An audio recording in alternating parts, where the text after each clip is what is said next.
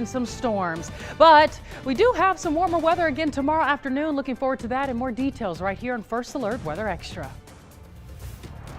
Plus, how some resorts in the western U.S. are dealing with the lack of snow during the heart of the ski season.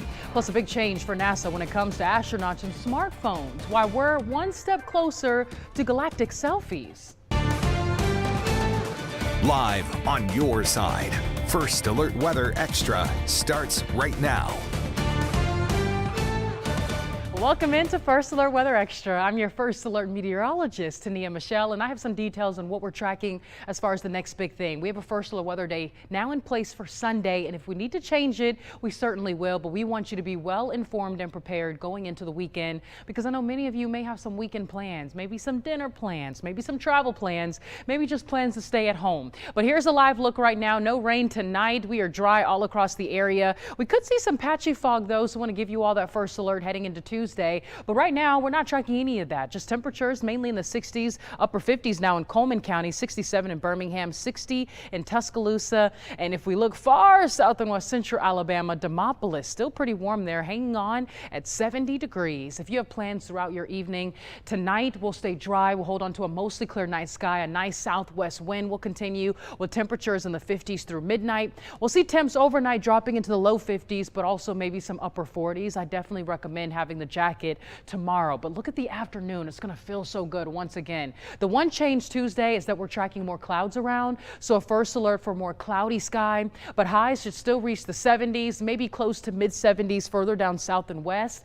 Like in Utah, across central Alabama, it's 75 and 75 maybe in Pickens County. But take a look at that out the door checklist. You don't need the umbrella tomorrow. We'll see rain moving in late Tuesday night. It's just going to be a cloudy day. You'll need the jacket for the start of the day with a slight chill in the air. You can leave the hat and gloves at home, not that cold, but the First Alert Weather app, you'll need that as we track that next chance of rain. And speaking of our next chance of rain, we have rain well before the weekend. We're talking about showers around Tuesday night, but a better chance of rain Wednesday, holding a 60% chance for scattered showers, looking dry with a break and a little bit cooler by Thursday, with more milder air moving in Friday and Saturday, with those rain chances ramping up as we head into the weekend. So Saturday looks fairly wet, maybe some breaks midday for your Valentine's Day plans. Don't need to cancel them, but you will want the umbrella and that rain jacket. We'll talk more about that, but let me walk you through our first alert weather headlines.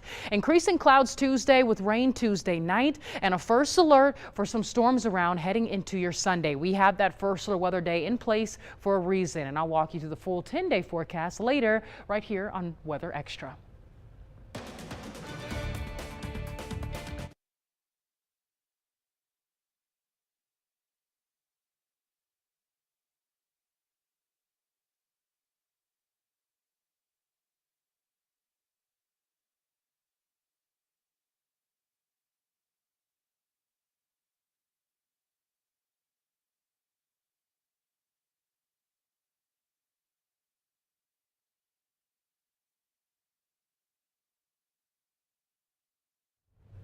All right, let's take a look at those morning temperatures Tuesday. I mentioned that you'll want a sweater or a jacket because there will be a slight chill in the air. We have temperatures starting off in the 40s and some low 50s, 52 in Tuscaloosa, 49 in Birmingham. Still chilly, so a light jacket will do you just fine, but you can shed that layer as we near the afternoon as highs reach the low 70s. Take a quick look at that bus stop forecast. I wanted to change the sky conditions on this graphic because it will be pretty cloudy during the day tomorrow. We'll have a southerly wind, and as that front tries to approach ahead of our next chance of rain, we could see some winds gusting up. I wouldn't say they'd be gusty, but I do think sustained. We could be a little breezy, a southwest wind around 10 to 15 miles per hour nearing the afternoon tomorrow. But that southerly wind will help us to heat up with highs in the low 70s by late Tuesday afternoon.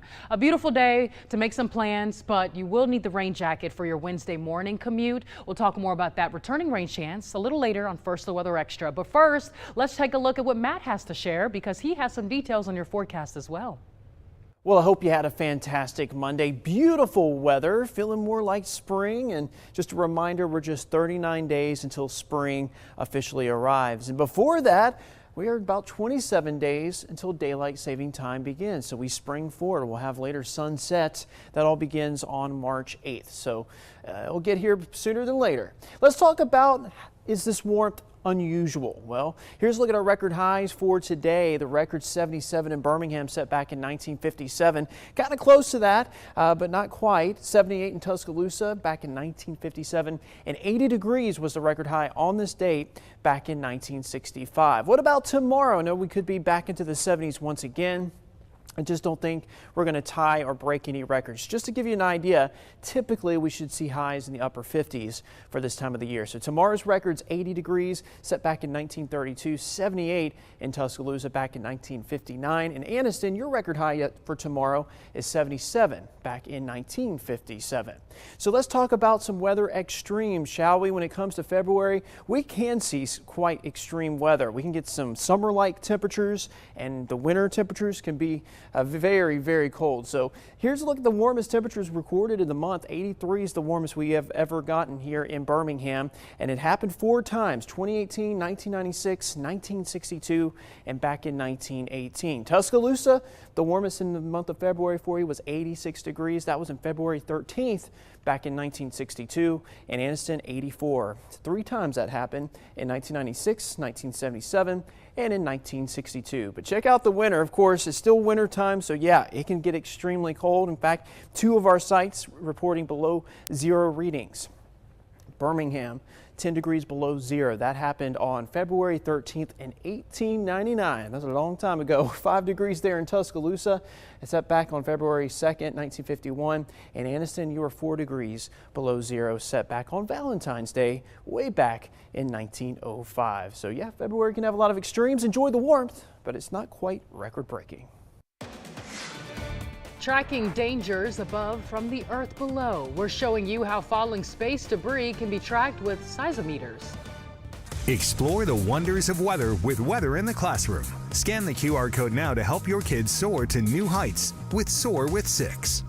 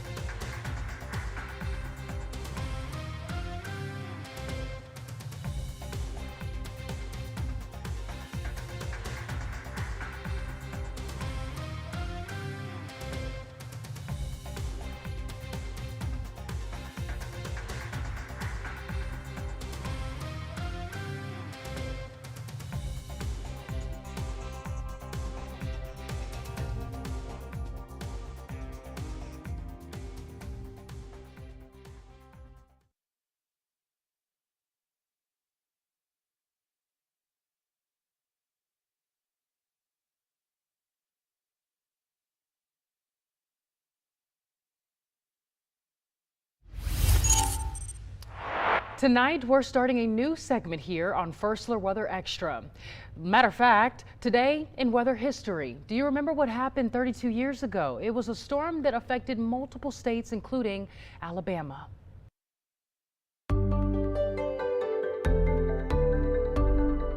Starting on Wednesday, February 9th, 1994, a major ice storm devastated the Delta region of Louisiana, Mississippi, and Alabama. Freezing rainfall started Wednesday evening and became heavier throughout the night. Trees, phone lines, and utility poles snapped and fell as a result of the ice at such a high rate that it was impossible for utility companies to keep up. In some areas, the freezing rain did not stop falling until the morning of Friday, February 11th. In these areas, 3 to 6 inches of ice accumulation was reported. This was enough to cause 95-foot-tall steel transmission towers to fall. Power lines at that time were supporting an estimated 39 tons of ice. By the time it was over, nearly 750,000 people had lost power at some point in Mississippi alone, with power not returning to some homes for almost a month. By many accounts, this was the worst ice storm to impact the Delta region since 1951. The ice and sub-freezing temperatures gripping much of the country this past weekend served as a backdrop for an annual activity held in Madison, Wisconsin. The Clean Up Lakes Alliance hosted the Frozen Assets event on Lake Mendota. Hundreds of people participated. The events included a 5K on the lake. Besides the race, there were plenty of other activities for people to enjoy that included learning how to ice fish and ice skating. Fun! People who didn't want to spend their time outdoors could opt for some indoor activities instead. The environmental group said it hopes this event brings joy to people as they use the lake and will increase efforts to protect it. You would think people who live in New York and New Jersey could easily handle winter's cold, but recent temperatures have people rethinking and updating their wardrobes. Art A girl, Undino has the story. It's been non-stop. People coming in, they're not just browsing, they're actually grabbing what they need and getting out because it's so cold outside, but with their new gear. One of the most popular items I've seen right now are these heated vests, jackets, and gloves, because the thinking is in New York you want to move around without too much puff, but also stay warm, and each of them comes with a battery. This is the kind of cold that makes you realize quick what you don't have. Inside Paragon, shoppers are loading up on gear that can handle strong winds like puffer jackets, heavy parkas, waterproof shells, and base layers you can wear under anything. So who's flocking to the store? Claire is a sales consultant. She says it's a mix of New Yorkers dealing with this deep freeze and tourists who just didn't pack for it. People in New York who realize that they might not have things in their closet for quite the temperatures we're experiencing, and then it's also a lot of tourists. Some of it might be you come to New York not expecting it to feel like negative 13 today, and then you need to get a coat real quick. I have 2 layers of long johns, running long johns, and I have my running compression pants underneath my pants here. I have, as you can see, double layer scarf, my hat, double layer of gloves to mittens, double layers. Oh my God. If you take off all this, you're going to be half the size. I will be half the size. I can barely fit through the door. I have on so many layers I can't even do my coat up. She's in good spirits, but she's wearing so much gear. Now, oftentimes, it's not just the big coats that are going quickly. Think about the smaller things, the gloves, anything that covers skin that's really exposed to that biting wind that we're experiencing right now. In Union Square, Duarte Geraldino, Fox News. All right, it's time to give you a full look at the 10-day forecast. Let's break this down together. Want you to get prepared for Valentine's Day if you have some weekend plans. There will be some rain in the forecast both Saturday and Sunday, unfortunately, but at least tomorrow brings us another beautiful spring-like day. We have a slight chill in the air for the early morning hours. Temperatures cooling overnight into the 40s and low 50s. You'll need the jacket, but you won't need it for the afternoon. Highs warming up quickly. A southwest wind will continue tomorrow, and as we near the late afternoon hours, we'll start to see a more breezy setup with winds at around out of the southwest about 10 to 15 miles per hour sustained. But honestly, it's going to make it feel even better outside. We'll hold on to cloudy skies, maybe at times some breaks in the clouds with a mostly cloudy sky. But tomorrow will be dry. I don't want the clouds to alarm you thinking that you needed to grab your umbrella. But tomorrow, yes, you don't need it. You will need it tomorrow night though. Tuesday late night into Wednesday, we start to see rain moving in across the area starting west, becoming more widespread at times overnight into early Wednesday morning. We've reached reach the late Wednesday morning hours, we start to see rain chances decreasing, and we should be drier for the second half of the day on Wednesday. But I definitely recommend giving yourself some extra drive time out the door Wednesday morning, grabbing the umbrella or the rain jacket so you can be prepared for some showers. Wednesday afternoon, temperatures will be a little cooler with the clouds and the wet weather, highs in the 60s, a lot milder for the early morning because of the rain and the clouds overnight. Thursday, some cooler air settles in. What happens midweek is a front moves through that brings us our first chance of rain this week, and we start to see some cooler air bringing our lows down into the 40s and maybe even upper 30s early Thursday morning. Let's take a look. Here's a look at Thursday morning temperatures. Some models indicate maybe some mid-30s north, low 40s in Birmingham and in Tuscaloosa, some mid to upper 40s further south and west central Alabama, but cooler further north and east and north and west. You'll need the jacket or a coat early Thursday with highs in the 60s by the afternoon. Low 60s Thursday afternoon, low 60s Friday afternoon, but some milder air moves in, and that's why we see temperatures a little warmer Friday night and into Saturday. Rain and clouds. Friday brings us a few showers, so definitely have the umbrella and rain jacket. Not a washout of a day. If you're trying to plan for the driest day for your Valentine's, maybe make some Friday evening plans, but I do want to give you the first alert for rain around Saturday, on and off, maybe some breaks midday with a better chance of rain, heavy rain Saturday night. But look at early Sunday morning. This is when that line moves through. We could see a storm out of this. That's why we declared Sunday a first alert weather day. That greatest storm risk mainly south central Alabama and areas south across the state. But rain looks to move out just in time for your Sunday night, but you will see some heavy rainfall early Sunday morning. So definitely give yourself some extra drive time heading to church, maybe some Sunday brunch. We bring in some drier conditions just in time for early the following week and possibly through late the following week. That's after, I'd say, close to 10 days out from now, holding on to a partly cloudy sky with temperatures still very warm in the 70s. That's a full look at that 10-day. We'll take another look later at the end of the show if you missed it. But skiers and riders in Washington state say this is one of the worst conditions they've seen. The resorts have been dealing with a lack of snow, and many worry that this season will be over before it even begins. Laura Donovan has the story. Yeah, so I thought we would be over and done with dry January at this point, but yikes, I guess not. Really bad this year, really bad. Probably the worst snow I've ever ridden in personally. Ryder Sperry from Bellevue tells me on that right there, you're doing more sliding than skiing. Worst snow quality year of all time, like by far. It was terrible. It's not even enjoyable to ride. No one comes here. If you bought the Icon Pass, it was just total waste of money. Lifts aren't spinning at Silver Fir. The Lodge feels more like a ghost town. And down the road over at Summit Central, it's not much better. This parking lot should be absolutely packed. Cars parked tight, side to side in rows. But this part of the resort is also shut down due to the lack of snow. At the beginning of February, I'd say that's pretty much prime, should have the deepest base, and I don't think I've ever seen it like this. Justin Salins from Seattle tells me it feels more like spring out here. A new report from NOAA shows the West is experiencing the worst snowpack in decades. I kind of feel like by this point, people are getting kind of over it. And resorts like Crystal are feeling it.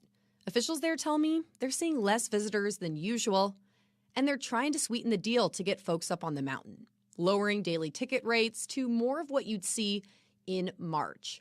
Justin, he's grateful he didn't buy a pass. Even friends with Icon passes and local passes have been up, 2 or 3 days, and you just can't get in the days that make it worth it. NOAA says the sad reality is if the slopes continue to look like they are right now, the water supply concerns will only increase. We're reporting at the summit at Snoqualmie. Laura Donovan, Fox News. Selfies from space are about to become a thing. NASA has given astronauts permission to bring their smartphones with them on missions. How cool! Before now, they had to leave their devices behind and use NASA-approved cameras to take pictures. The new policy has already taken effect and applies to the next mission, which is a SpaceX flight to the International Space Station. That could happen as soon as Thursday. The next month, Artemis 2 could launch, and the first lunar mission in more than 50 years will give human eyes their first look at, wait for it, Pink Floyd fans, the dark side of the moon. Speaking of space, what goes up must come down. So how did the experts keep track of all the debris in space? As Dan Smith tells us, pieces of falling space debris can be tracked by their sonic booms.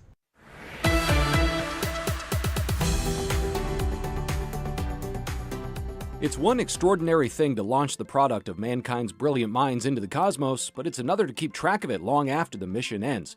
We've explored before how important tracking space debris is, with hundreds of millions of estimated objects moving at more than 20,000 miles an hour.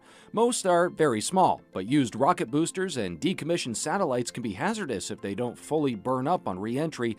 Enter Dr. Benjamin Fernando at Johns Hopkins University and his work with seismometers. We've been using seismometers to track natural meteoroids, bits of asteroids and comets that is, entering the atmosphere for years. Earth is about 70% water, so you only have a 30% chance of debris even reaching land if it makes it through the atmosphere. Still, if the odds aren't in your favor, it's worth a literal heads up. Dr. Fernando found a perfect case study in Shenzhou 15, a Chinese mission whose orbital module broke up re-entering Earth's atmosphere in 2024. It happened to do so right over the region with the most dense seismic network on Earth, California. Whenever you're looking at things in California, I always worry that I'd found an earthquake, and I just managed to convince myself it was something else. Using dozens of seismic stations, the researchers plotted the arrival times of those sonic booms and laid it out beautifully, finding these were no terrestrial matters. It didn't look anything like an earthquake. It didn't look like a quarry blast or a car or a plane or a whale or any other of the multitude of things we sometimes pick up on seismometer. It was very obviously something going at many times the speed of sound through the atmosphere. They clocked the debris at speeds of Mach 25 to 30, with the trajectory a little farther south than forecasted, but a small offset can make a big difference when looking for fragments. They also calculated a 1-degree angle of re-entry, which has pros and cons compared to having that hunk of junk aiming at a right angle instead. There's sort of an unhappy medium, if you like, where things are spending a lot of time in the atmosphere, but they don't really get super hot because they're decelerating quite slowly. This study was retroactive, taking months to analyze, separating noise from signal, but Dr. Fernando hopes to get that time down to mere minutes with more actionable information. We'd like to get to a point where we have an automated pipeline that will take a warning of a space debris re-entry, search the data automatically, and then plot that recovered trajectory. Dr. Fernando's work has gained interest from several national space agencies having to balance good hard facts with geopolitics. The country that's responsible for the event may not be the country that the debris lands in. In fact, most of the time it isn't the country that the debris lands in. And so figuring out how we move from, oh, this has happened, this has happened, this has happened, to that sort of coordinated international response is something that I hadn't appreciated how far behind the curve we are in reality. With enough data, interest, and international cooperation, it could be a valuable tool to track threats above our heads from the Earth below our feet. For this week's Moment of Science, I'm Dan Smith. Teachers, promote literacy in your class by scheduling a book reading with WBRC. Scan the QR code now to help your kids soar to new heights with Soar with 6.